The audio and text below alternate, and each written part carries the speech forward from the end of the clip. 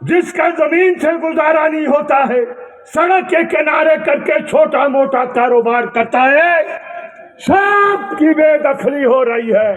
खबरदार है हिमाचल प्रदेश सरकार, अगर तुमने किसानों को बेदखल करने का कार्य किया, ये लाल झंडा हरगिज़ अनुमति नहीं देने वाला है। ये सम्मेलन डिक्लेयर करना चाहता है और ये आम सभा डिक्लेयर करना चाहती है। भूल जाओ, लड़ेंगे। अगर शरण पर लड़ते हैं तो यहां भी लड़ेंगे, चल के लड़ेंगे, पुरानी सरकार से भी लड़े और तुमसे भी लड़ेंगे, लेकिन बेदखली बर्दाश्त नहीं की जाएगी। ये हम आज ऐलान करना चाहते हैं। एक बात ये, दूसरी बात जो मैं कहना चाहता हूं, नई नई धाराएं यहां पर पैदा हो गई। एक धारा है, क्षत्रिय संगठन है कुछ। कैसा क्षत्रिय संगठन है? ये जो लाल झंडा है ना, हिटलर ने भी कोशिश की कि इसको समाप्त करना। बहुत लोग नहीं जानते, ये लाल झंडा हिटलरशाही फांसीवाद जो इंसान को कत्ल करने का कार्य करता है, ये नामो निशान मिटा देगा।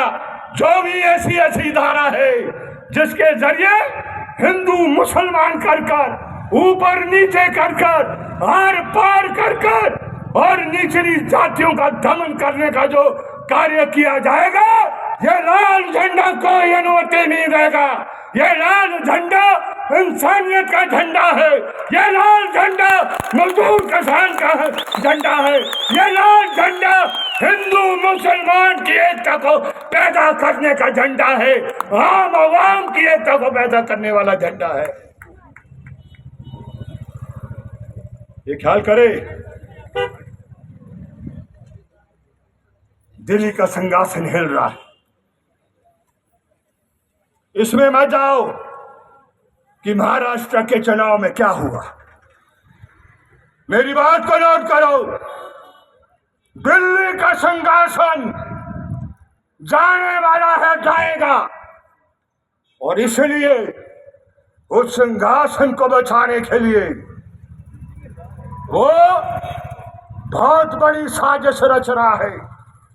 मैं उस पर ज्यादा चर्चा नहीं करना चाहता, लेकिन मैं आपको अवेयर करना चाहता हूं, आपको सचेत करना चाहता हूं। आने वाले समय में जहां पेट की रोटी की लड़ाई होने वाली है, उस लड़ाई के साथ इस लड़ाई को भी नहीं भूलना। 1857 में इस सरकार ने कहा हम मोहल्ला क्लिनिक शुरू करेंगे। मोहल्ला क्लिनिक की बात दूर छोड़िए, तो मोबाइल क्लिनिक वाला था। लेकिन हिमाचल प्रदेश के स्वास्थ्य केंद्रों में डॉक्टर्स नहीं हैं, सीएचसी में डॉक्टर्स नहीं हैं, जो हमारे क्षेत्रीय अस्पताल है, जोनल हॉस्पिटल है, वहां पर डॉक्टर्स नहीं है, सुविधा नहीं है। हम इलाज के लिए कहां जाएंगे? हमारा जो पानी का महकमा है खाली पड़ा है। आपने बिजली के पानी के बिल वसूलना शुरू कर दिए, लेकिन हमारे जो है घरों में नलकों में पानी नहीं आता है। ये हालात आज हैं। जो परिवहन विभाग है, बसों की भारी कमी, अगर बसें हैं तो उन बसों को चलाने के लिए स्टाफ मौजूद नहीं है, ड्राइवर्स नहीं है, कंडक्टर्स नहीं है। और उसके साथ साथ हिमाचल प्रदेश के अंदर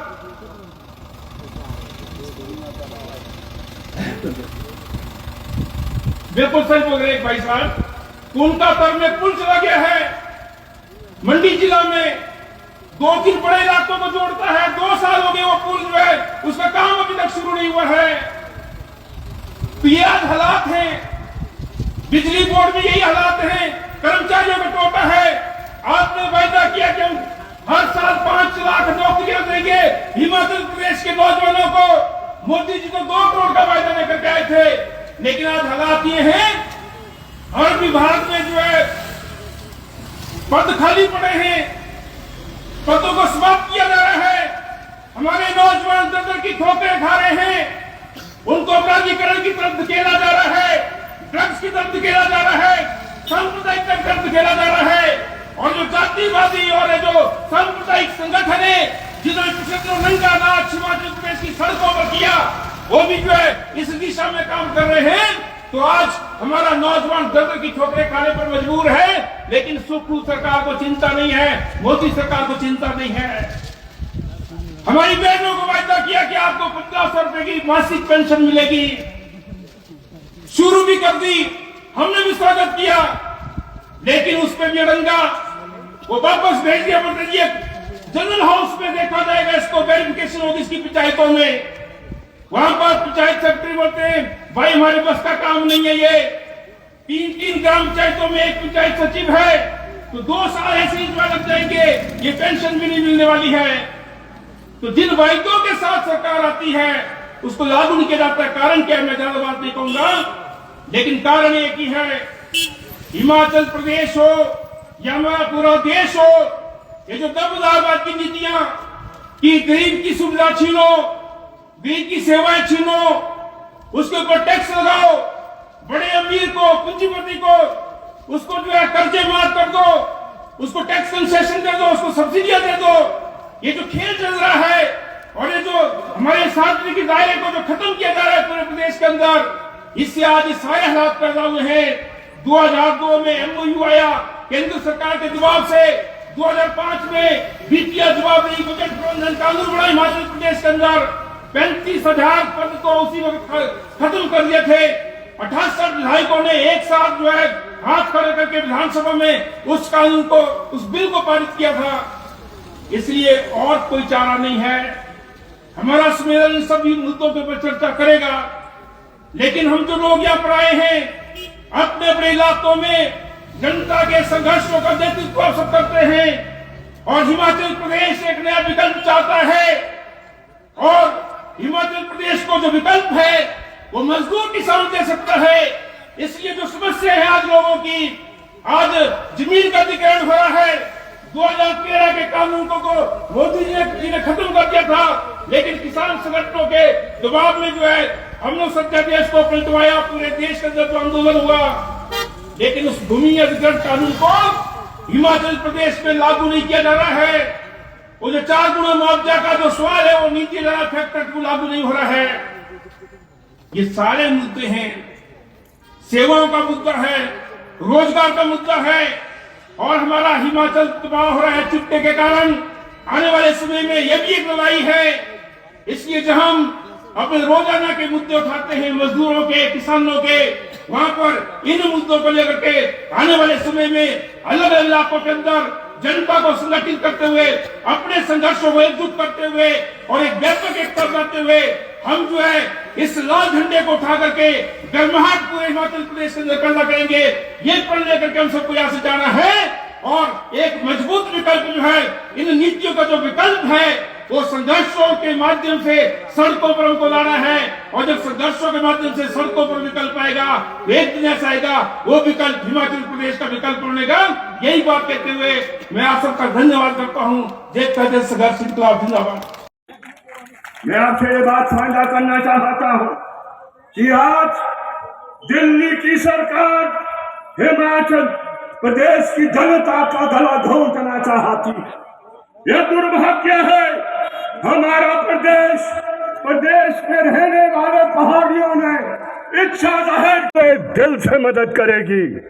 ये हमारे भाग्य में था।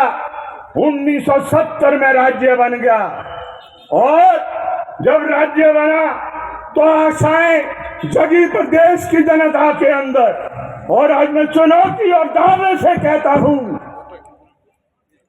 हमने कोई कमी नहीं छोड़ी। मेरे पत्रकार बंधु बैठे हैं, आज भी किसी भी अखबार को पिछले 1 वर्ष में उठा के देख लीजिए,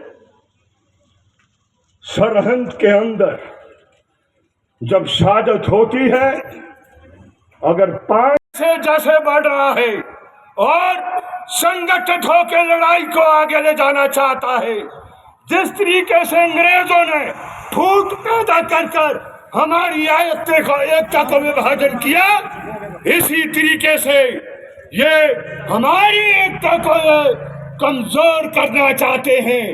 और बहाना क्या लिया है, बहाना मुद्दा क्या लिया है, वो लिया है वक्फ के प्रश्न को लेकर।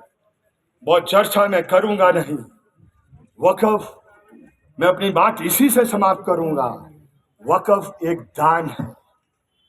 जिस तरीके से हम दान करते हैं, मुसलमान के अंदर ये दान होता है, और ये दान अब आज इस बात को निश्चित रूप से हर तरफ कह रहे हैं कि आज हमारा एक बड़ा काम है इस संविधान को बचाना। इसमें चाहे जितनी कमियां हो, लेकिन निश्चित रूप से ये डॉक्टर अंबेडकर का बनाया हुआ संविधान पहली बार इस देश के अंदर समानता की बात को करता है, महिलाओं को समानता देने की बात करता है। तमाम जो जातियां हैं जिनके साथ बहुत जबरदस्त उत्पीड़न हुआ है और आज भी हो रहा है, उनको समानता देने की बात ये संविधान करता है। मजदूर और किसानों को आर्थिक समानता देने की बात ये संविधान करता है।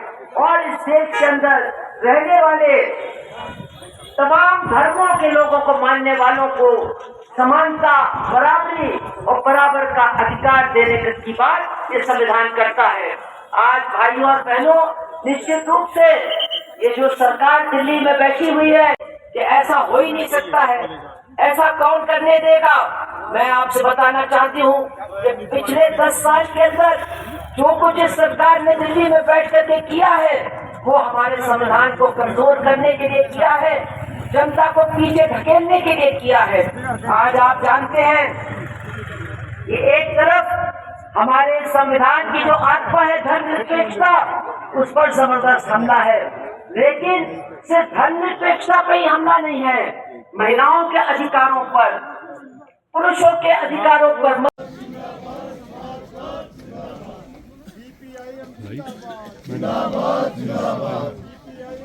इसमें क्या लाइव कर सकते हैं? हाँ, कुछ नहीं है।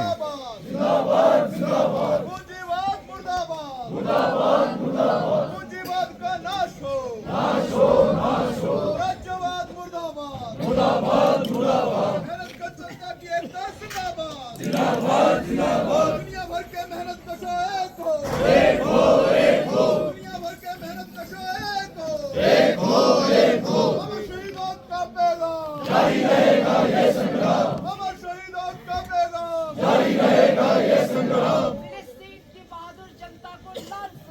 लाल सलाम, लाल सलाम। फिलिस्तीन की बहादुर जनता को लाल सलाम, लाल सलाम, लाल सलाम।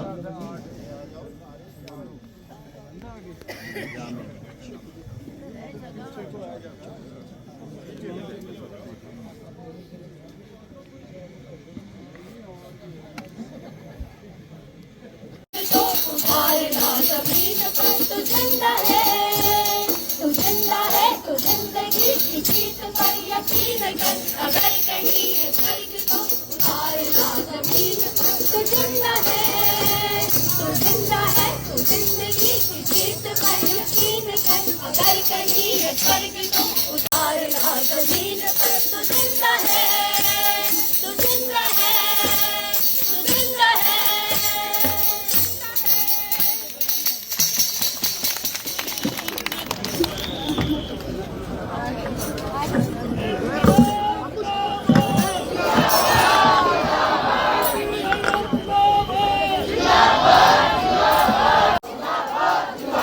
CPIM जिंदाबाद, समाजवाद जिंदाबाद।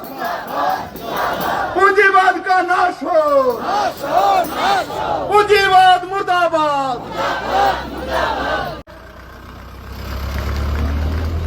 साथी राकेश सिंघा जी से मेरा अनुरोध है कि वो मंच पर आएं और अपना स्थान ग्रहण करें। साथी कश्मीर ठाकुर जी से मेरा अनुरोध है, मंच पर आएं और अपना स्थान ग्रहण करें। अगर विकास होना है तो यह अपने तौर तरीके से होगा। पंजाब के मैदानी इलाके के मापदंड के आधार पर हिमाचल प्रदेश का विकास संभव नहीं है। और इसलिए 1966 में हम अलग से राज्य बना और उस समय यूनियन टेरिटरी थी और दिल्ली की सरकार ने कहा हम हर मदद करेंगे और कोई ऐसा समय नहीं आने देंगे। लेकिन आधुनिक विचार और आधुनिक हथियार दोनों के कारण वो राज 1947 तक करने में सक्षम हुआ। और ये जो दिल्ली की सिंहासन जिसकी हिल रही है, बड़ी साजिश के साथ जनता की एकता का गुस्सा जैसे जैसे बढ़ रहा है और संगठित होकर लड़ाई को आगे ले जाना चाहता है। जिस तरीके से अंग्रेजों ने फूट पैदा कर हमारी एकता को विभाजन किया, इसी तरीके से ये हमारी एकता को ये कमजोर करना चाहते हैं। और भाना क्या लिया है, भाना मुद्दा क्या लिया है, वो लिया है वक्फ के प्रश्न को लेकर। बहुत चर्चा मैं करूंगा नहीं, वक्फ मैं अपनी बात इसी से समाप्त करूंगा। वक्फ एक दान है। जिस तरीके से हम दान करते हैं, मुसलमान के अंदर ये दान होता है और ये दान इज इर्रिवर्सिबल, वापस नहीं होता। लेकिन नजर भूमि पर है। यहां हमारे दफ्तर के नजदीक ब्रह्मो समाज 1886 से था, लेकिन विवाद खड़ा कर दिया। और ऐसा विवाद उस जमीन पर नजर रखी है। और मैं इस बात को कहना चाहता हूं, पूरी छानबीन होनी चाहिए। ये जो भगवे वाले जो देशभक्त बनते हैं, विश्वविद्यालय से प्रोफेसर लाए गए। और मैं कहता हूं एसपी शिमला को कि सीडीआर निकालो और निकल जाएगा कि उस भूमि पर कब्जा करने के लिए पिछली सरकार में रहे हुए डीजीपी जो थे वो सबसे बड़े दोषी थे। और उस डीजीपी के साथ उस समय की सरकार थी। और अब भगवे झंडे के जरिए बड़े भक्त बन रहे हो। तुम्हारी कोई आस्था नहीं है, न धर्म में है, न इंसानियत में नहीं है, सिर्फ तुम्हारी आस्था थी। और बड़ी संख्या में हिमाचल की लड़कियों ने पढ़ लिख करके नौकरी करने का काम किया, अपने पैरों पर खड़ा होने का काम किया। लेकिन आज क्या हो रहा है इसी हिमाचल में? भारतीय जनता पार्टी ने शुरू किया, लेकिन सुक्खू जी को क्या हो गया? वो क्यों इतना डरते हैं केंद्र सरकार से? वो भी तो उसी रास्ते पर चल रहे हैं, स्कूलों को बंद कर रहे हैं, कह रहे हैं बच्चे बहुत कम हैं। अरे पहले भी बच्चे कम थे, बच्चे बहुत कम हैं, टीचर नहीं है। अरे टीचर भर्ती क्यों नहीं करते हो? इतने लोग बेरोजगार हैं, उनको भर्ती करो, हर स्कूल में टीचर रखो, हर बच्चे को हिमाचल के अंदर शिक्षा का अधिकार दो। लेकिन वो अधिकार छीना जा रहा है और सबसे ज्यादा इसका असर हमारी बच्चियों पर पड़ेगा।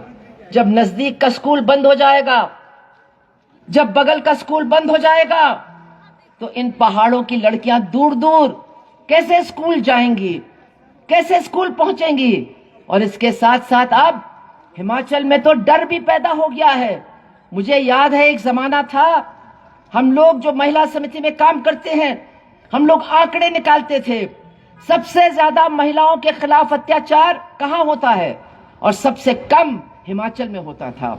लेकिन हमने देखा एक गुड़िया कांड हुआ तो पूरा हिमाचल हिल उठा, पूरे हिमाचल में धरना प्रदर्शन बंद हुआ, बहुत बड़ी लड़ाई हुई। लेकिन आज हमको दुख के साथ कहना पड़ता है कि हर महीने गुड़िया कांड हो रहा है, तमाम जिलों में गुड़िया कांड हो रहा है।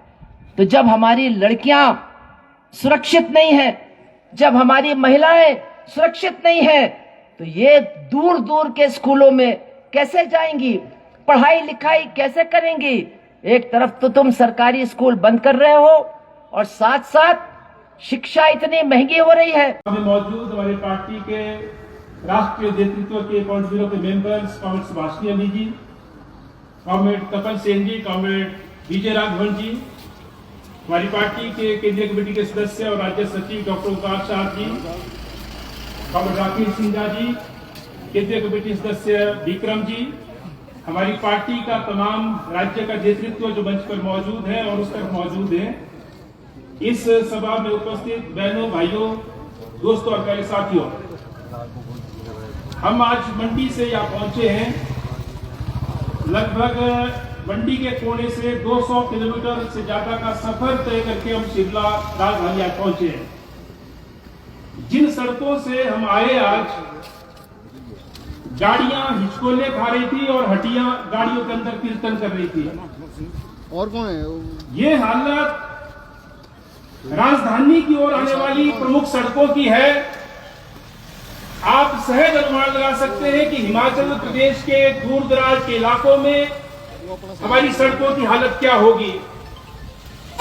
पिछली 2 बरसात ने हिमाचल प्रदेश को भयंकर दंश दिया है, गहरे जख्म दिए हैं और 2023 में लगभग पूरा हिमाचल प्रदेश तहस नहस हुआ।